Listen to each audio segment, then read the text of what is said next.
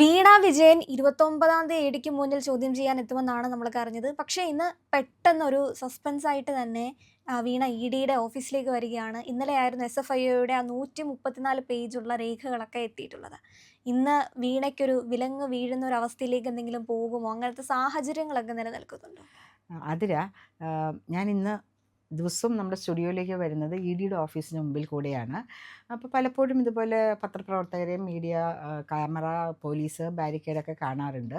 2 ദിവസമായിട്ടില്ല, ഇനിയിപ്പോൾ 29 തിങ്കളാഴ്ച നമ്മൾ പ്രതീക്ഷിച്ചാൽ അതെ. മതിയല്ലോ എന്ന് പറഞ്ഞ് ഓടിച്ചു പോകുമ്പോഴാണ് വലിയ ആൾക്കൂട്ടം, മീഡിയയും ക്യാമറയും പോലീസും ലേഡി പോലീസും വനിതാ പോലീസ് ഉദ്യോഗസ്ഥരൊക്കെ ഉം. യൂ ടേൺ എടുത്ത് തിരിച്ച് വന്ന് കാറ് നിർത്തി വനിതാ പോലീസ് ഉദ്യോഗസ്ഥരോട് ചോദിച്ചു. പറഞ്ഞു, വീണ വന്നിട്ടുണ്ട്, അതുകൊണ്ടാണ്. ഒരു മാധ്യമ പ്രവർത്തകയോട് ചോദിച്ചു. അപ്പോൾ പറഞ്ഞു, നമ്മളുടെ മുൻ മുഖ്യമന്ത്രിയുടെ മകൾ എത്തിയിട്ടുണ്ട്. ഞാൻ മകളുടെ പേര് വീണ എന്ന് തന്നെയാണോ, എന്തിനാണ് അവരങ്ങനെ പറഞ്ഞതെന്ന് എനിക്കറിയില്ല.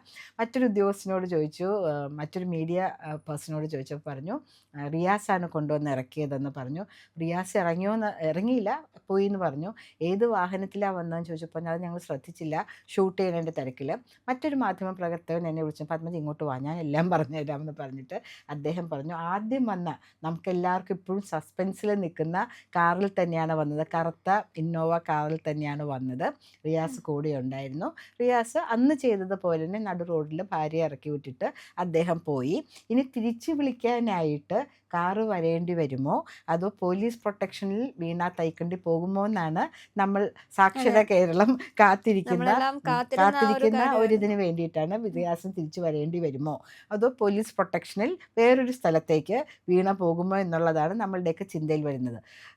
ഇതൊക്കെ ഇപ്പോൾ എല്ലാവർക്കും അറിയാവുന്ന കാര്യം. 29 എന്നുള്ളത് ഇവർ നേരിട്ട് നേരത്തെയാക്കി വന്നതാണെന്ന് പറയുന്നു. കാരണം ഇ ഡി ഒരു സമൻസ് അയച്ചതായിട്ട് നമ്മൾ അറിയുന്നില്ല. 5 മണിക്ക് ശേഷം അങ്ങനെ അയക്കില്ല. ഇന്നലത്തെ ചാനലിൽ നമ്മൾ കണ്ടിട്ടില്ല, ഇന്ന് രാവിലെയും കണ്ടിട്ടില്ല. പെട്ടെന്നായിരിക്കും വീണ സ്വയമേവ എത്തിയത്. അതിന് ഉം. മുന്നോടിയായിട്ട് നമ്മൾ ഓർക്കണം, ഇവരുടെ ലോക്കറൊക്കെ തുറന്ന് അതെ. പരിശോധിച്ചിട്ടുണ്ടായിരുന്നു. ലോക്കറിലൊന്നും കാണാൻ ചാൻസ് ഇല്ല, കാരണം അത് ഉടനെ മാറ്റിയിട്ടുണ്ടാവും. പക്ഷേ എത്ര പ്രാവശ്യം വന്നു, എത്ര മിനിറ്റ് ലോക്കർ റൂമിൽ ചിലവഴിച്ചു, ആ വന്നതിൻ്റെ ഫ്രീക്വൻസി എന്താണ്, ആരൊക്കെ കൂടെ ഉണ്ടായിരുന്നു, ആരെങ്കിലും കൂടെ കയറുകയാണെങ്കിൽ അവരും ഒപ്പിടണമല്ലോ. ആ കാര്യങ്ങളൊക്കെ ഡീറ്റെയിൽസൊക്കെ അവരെടുത്തിട്ടുണ്ടാകും.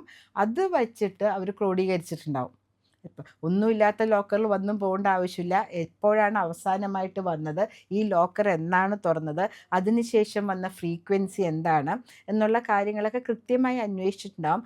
അതൊക്കെ വച്ച് ഇന്നലെ SFIയുടെ കയ്യിൽ നിന്ന് കിട്ടിയ ഇൻഫർമേഷനും വച്ച് നോക്കിയിട്ട് ഇവരുടെ അഡ്വക്കേറ്റ് കൊടുത്ത ഉപദേശപ്രകാരമായിരിക്കും വീണ ഇന്ന് ഇത്രയും ദൂരം കാറിലെന്ന് പറയുമ്പോൾ തിരുവനന്തപുരം എറണാകുളം ട്രാവൽ ഇപ്പോൾ വളരെ ബുദ്ധിമുട്ടാണ്. ഹൈവേയുടെ പണി നടക്കുന്നതിന് 5.5-6 മണിക്കൂർ എടുക്കും. ഒരു 9:30-10 മണിക്ക് മുമ്പ് ഇവരിവിടെ എത്തിയിട്ടുണ്ട്. അപ്പോൾ രാവിലെ 4:30-5 മണിക്ക് പുറപ്പെട്ടിട്ടുണ്ട്.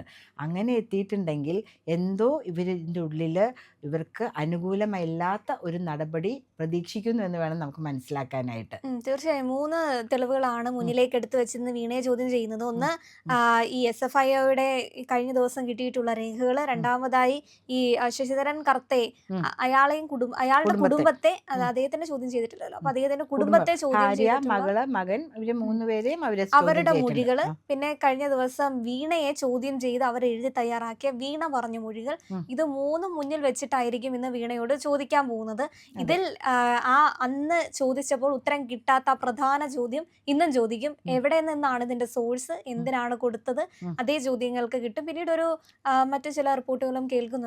ഇനി ഇതിൽ ചോദ്യം ചെയ്യലിന് ശേഷം ചിലപ്പോൾ ഇവരുടെ ബാങ്ക് അക്കൗണ്ടുകളെല്ലാം മരവിപ്പിക്കാനുള്ള ഒരു സാധ്യതയും മുന്നിൽ കാണുന്നുണ്ട്. അതിപ്പോൾ വീണ വിജയന്റെയും പിതാവ് പിണറായി വിജയൻ, ഭർത്താവ് റിയാസ്, ഈ 3 പേരുടെയും ആണ് ഇങ്ങനെ റിപ്പോർട്ടുകൾ പറയുന്നത്. ഇപ്പം കമലയുടെ എത്തിയോ?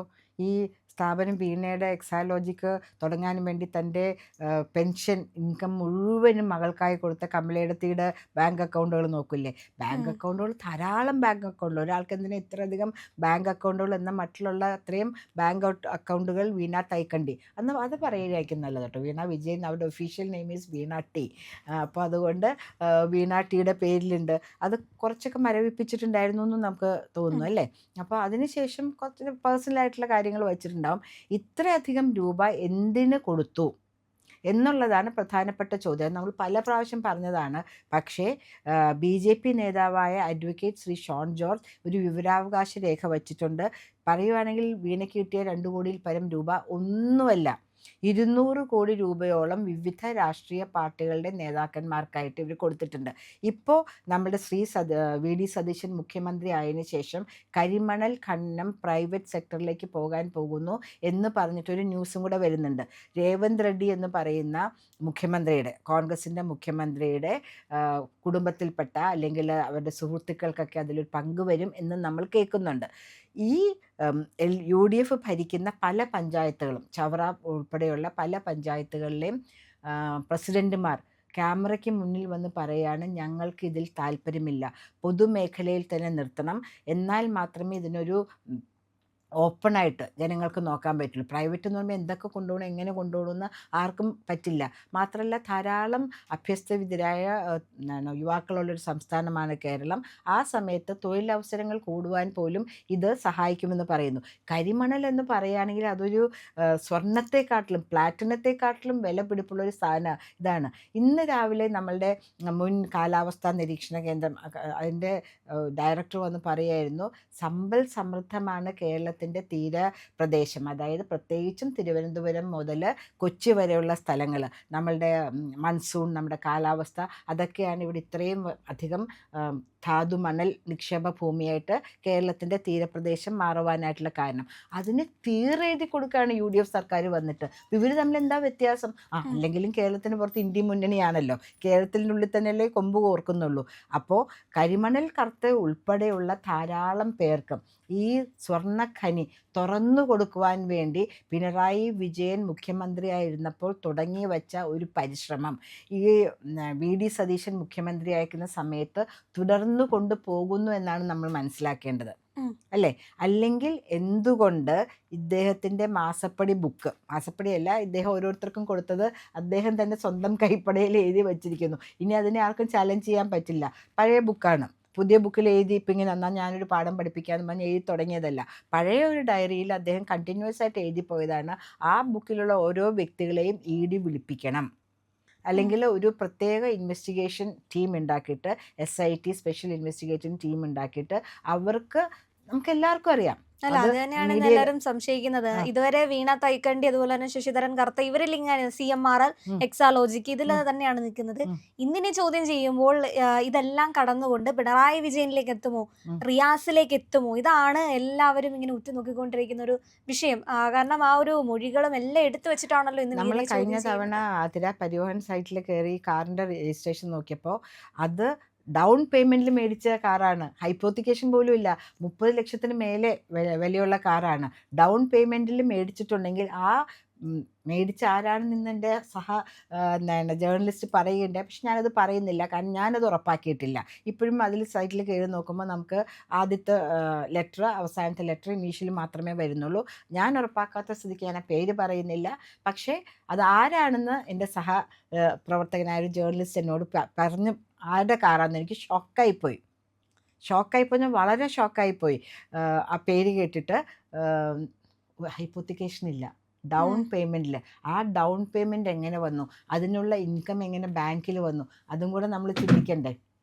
ബാക്കി ആരും ഒരു സ്കൂട്ടർ മേടിക്കുകയാണെങ്കിൽ പോലും നമ്മൾ ബാങ്കിൽ നിന്നോ അല്ലെങ്കിൽ ഏതെങ്കിലും പ്രൈവറ്റായിട്ട് ഫിനാൻസേഴ്സിൽ നിന്നോ ഒക്കെ കൊടുത്തിട്ടാണ് നമ്മൾ മേടിക്കുന്നത്. ഇത്രയും വലിയ തുക ഡൗൺ പേയ്മെൻറ്റിൽ കൊടുത്തിട്ടുണ്ടെങ്കിൽ അതിൻ്റെ സോഴ്സും കൂടെ EDയുടെ അന്വേഷണ പരിധിയിൽ കൊണ്ടുവരണം നമുക്ക് ആവശ്യപ്പെടാം, അല്ലേ? തീർച്ചയായും അങ്ങനെ ആവശ്യപ്പെടാൻ സാധിക്കും. അതുപോലെ തന്നെ ഈ HDFC ലോക്കറുകളൊക്കെ തുറന്നപ്പോൾ മുഖ്യമന്ത്രിയായിരുന്ന പ്രതിപക്ഷ നേതാവ് പിണറായി വിജയന്റെ മുഖത്തുണ്ടായിരുന്ന ഒരു ആത്മവിശ്വാസം ഇന്ന് മങ്ങുമോ, അതോ ഈ വീണ തന്നെ സ്വയമേ ഇടിക്ക് മുന്നിലേക്ക് വന്നതാണെങ്കിൽ എല്ലാം എഴുതി പഠിച്ചല്ലെങ്കിൽ പറയാൻ തയ്യാറായിട്ട് വന്നതാണോ? ഒരു കാര്യം ഞാൻ പറയട്ടെ, അത് നമുക്ക് രണ്ടുപേർക്കും അറിയാം. എത്ര എഴുതി പഠിച്ചു കൊണ്ടുവന്നാലും 7 ഓഫീസേഴ്സ് ആയിരിക്കും. ഞാനിപ്പോൾ കാറ് നിർത്തി അവിടെ പോയി നോക്കിയിട്ടാണ് വന്നതെന്ന് പറഞ്ഞല്ലോ. നോക്കുമ്പോൾ ഓഫീസേഴ്സ് വന്നുകൊണ്ടിരിക്കുക, എല്ലാവരും കൂടെ ഒരുമിച്ചിരുന്നാണ് ക്വസ്റ്റ്യൻ ചെയ്യുക. എങ്ങനെയാണെന്നറിയാമോ, നമ്മളിങ്ങനെ ഇരിക്കുമ്പോൾ നമ്മളുടെ കൈയ്യൻ്റെ ഇങ്ങനെ ആക്കില്ലേ, അതുപോലെ നമ്മൾ ഇങ്ങനെയൊക്കെ ആക്കുന്ന അതിനൊക്കെ ഓരോ എന്തോ മനസ്സിൽ ടെൻഷൻ, ഇതാണ് ടെൻഷൻ എന്ന് അവർക്ക് അറിയാനുള്ളൊരു കഴിവുണ്ട്. നമ്മൾ സ്ട്രെയിറ്റ് ആയിട്ട് ഇങ്ങനെ ഇരിക്കുന്നോ, കാല് വെച്ച് ഇങ്ങനെ ആക്കുന്നോ? നമ്മൾ ഒരാളോട് ചോദിച്ചുകൊണ്ടിരിക്കുമ്പോൾ ഇപ്പുറത്തു നിന്നാണ് വേറൊരു ചോദ്യം വരുന്നത്. ഇതുമായിട്ട് യാതൊരു കണക്റ്റഡ് ആയിട്ടുള്ളൊരു ചോദ്യം അവിടെ നിന്ന് വരും. അപ്പോൾ ഇങ്ങോട്ടേക്ക് ചോദിക്കുമ്പോൾ അപ്പുറത്തുനിന്ന് വേറൊരു ചോദ്യം ആദ്യത്തെ ചോദ്യത്തിൻ്റെ തന്നെ വരും. അപ്പോൾ ഉം. അതിൻ്റെ കണക്റ്റ് പോയിട്ടുണ്ടാവും. ഉം. അപ്പോൾ ഇത്രയും പേരിരുന്നിട്ട് ഒരാളാണെങ്കിൽ 1 to 1 ആണ് ചോദ്യം ചെയ്യുമ്പോൾ നമുക്ക് അതിൻ്റെ കണ്ടിന്യൂറ്റിയിൽ പഠിപ്പിച്ച കാര്യങ്ങളൊക്കെ പറയാൻ പറ്റും. നമ്മൾ ഒന്നാമത്തെ ചോദ്യത്തിന് ഉത്തരം എഴുതിക്കൊണ്ടിരിക്കുമ്പോൾ പറയാം, now you write the answer for 10th question. അതിട്ടിട്ട് 10th ക്വസ്റ്റ്യൻ വായിച്ചു വരുമ്പോഴേക്കും പറയും 8th ക്വസ്റ്റ്യൻ്റെ തോക്കും. നമുക്ക് ഹാൻഡിൽ ചെയ്യാൻ പറ്റില്ല. എത്ര പഠിപ്പിച്ചിട്ടുള്ള കാര്യമാണെങ്കിലും നമുക്ക് ഹാൻഡിൽ ചെയ്യാൻ പറ്റില്ല. അത് ആ കുട്ടിക്ക് വീണ തൈക്കണ്ടിക്ക് ഇന്ന് ശരിക്കും പറയുകയാണെങ്കിൽ അത് ആ കുട്ടിയുടെ ഡേ ആണെന്ന് പറയാം. അത്യാവശ്യം വിയർക്കും. അത്യാവശ്യമല്ല, നല്ലോണം വിയർത്ത് ഒലിക്കും. കാരണം പുറത്തു പോലും ആരുമില്ല. ഒരു SFI പ്രവർത്തകനോ DYFI പ്രവർത്തകനോ അദ്ദേഹത്തിന് റിയാസിന് കാർ ഇട്ടിട്ട് അല്ലെങ്കിൽ അപ്പുറത്തേക്ക് ഇഷ്ടം പോലെ ആഹാരത്തിൻ്റെ ഹോട്ടൽസിൻ്റെ അവിടെ കയറി ഇരിക്കാമല്ലോ. ഒരു കറേജ് അല്ലേ? ഈ കൂടി പുറത്ത് ഉള്ളിലിരുന്ന് ഫോൺ ചെയ്യാൻ പറ്റില്ല. ഫോണൊക്കെ സറണ്ടർ ആയിട്ടാണ് കയറണേ. പുറത്തിറങ്ങി വന്നിട്ടേ നമുക്ക് വിളിക്കാൻ പറ്റുള്ളൂ.